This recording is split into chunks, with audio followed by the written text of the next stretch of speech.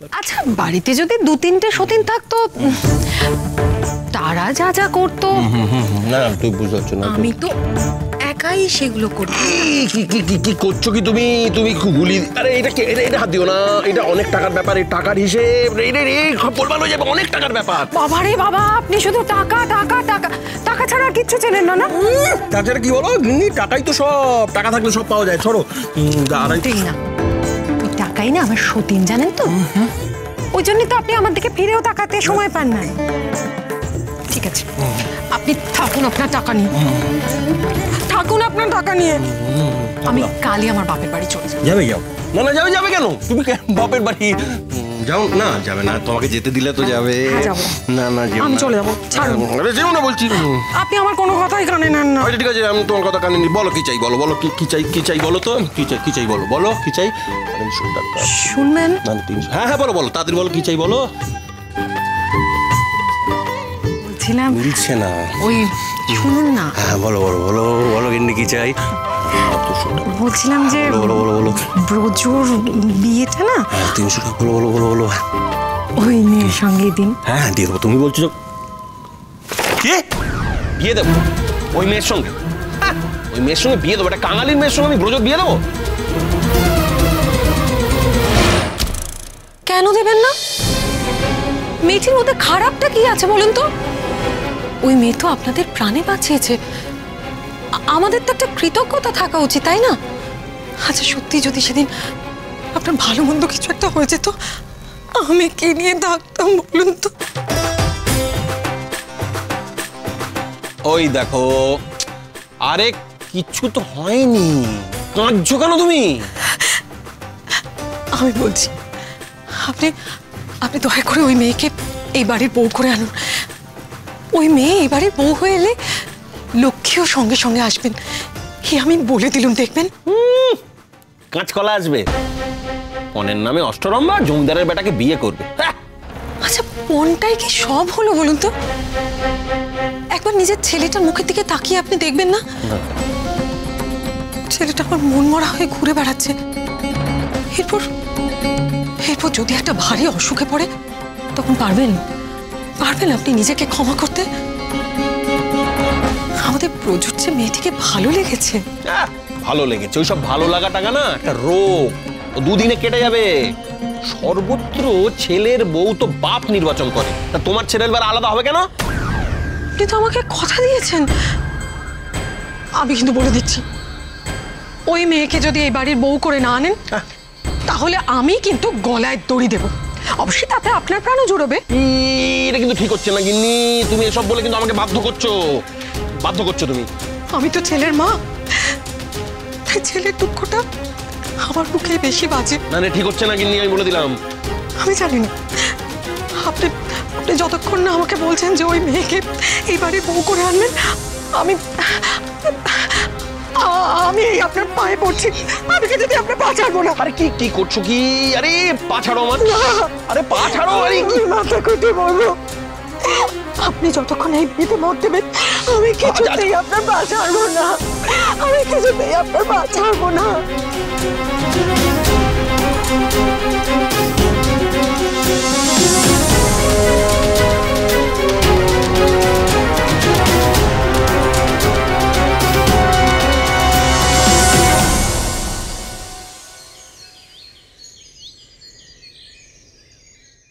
তোমাকে তো বললাম বিন্দি দিদি, আমাদের পক্ষে আর এখানে থাকা সম্ভব নয়।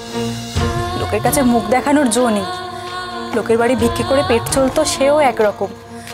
কিন্তু এখন তো আর কেউ ভিক্ষেও দেবে না, উল্টে ব্যঙ্গ করবে, অপমান করবে।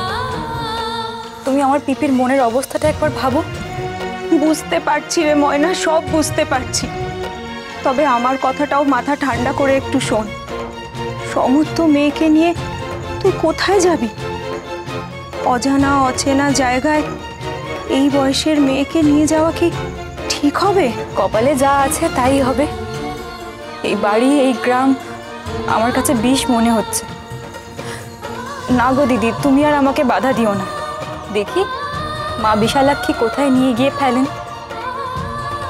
আয় পিপি।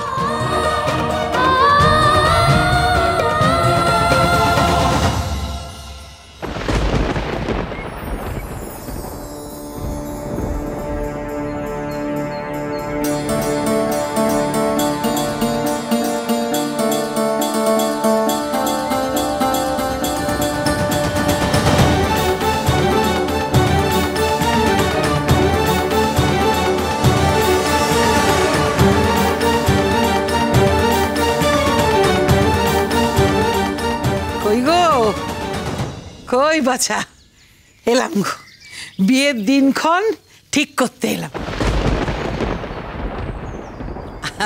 ওই দেখো হাঁ করে তাকিয়ে রয়েছে। আরে হর রাজি হয়ে গেছে বিনা পণে বিয়ে দিতে।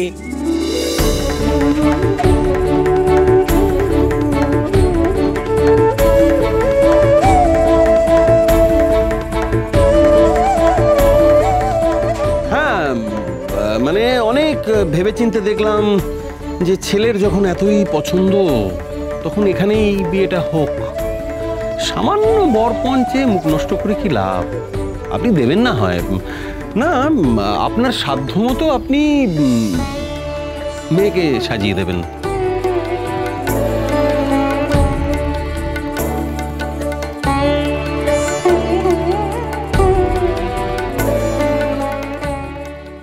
একমাত্র ছেলে, প্রথম বিয়েতে কোনো লাভই হলো না আমার।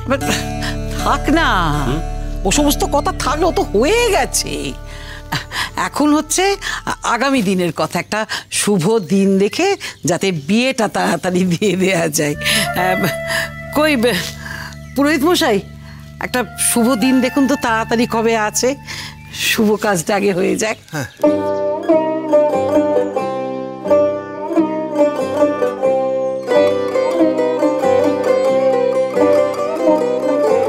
আগামী 7 দিনের মধ্যে বিবাহের একটা ভালো দিন আছে। ব্যাস ব্যাস ব্যাস ব্যাস, তাহলে ওই দিনেই আমার দাদু ভাইয়ের বিয়ে দেব।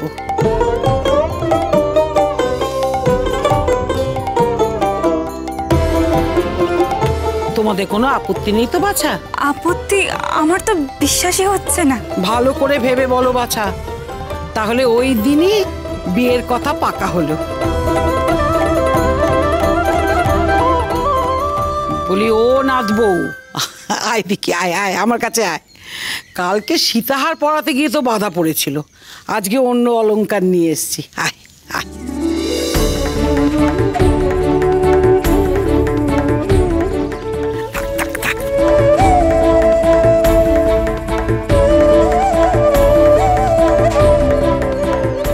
এসো, হাত দুখানি দাও দেখি।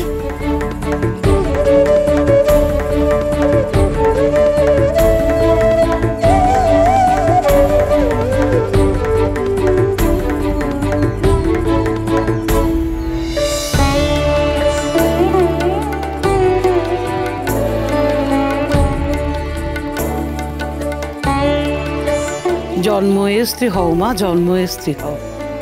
এই চূর্যরা যেন আজীবন তোমার স্বামীকে তোমার কাছে বাঁধা রাখে।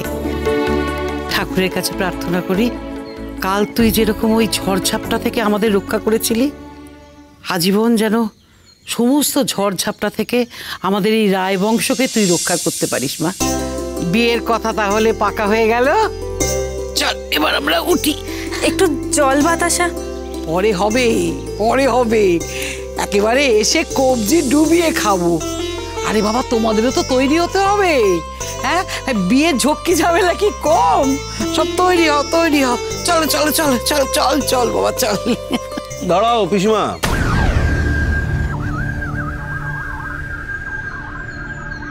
আমার কথা এখনো শেষ হয়নি পিসিমা। আমার একটা শর্ত আছে।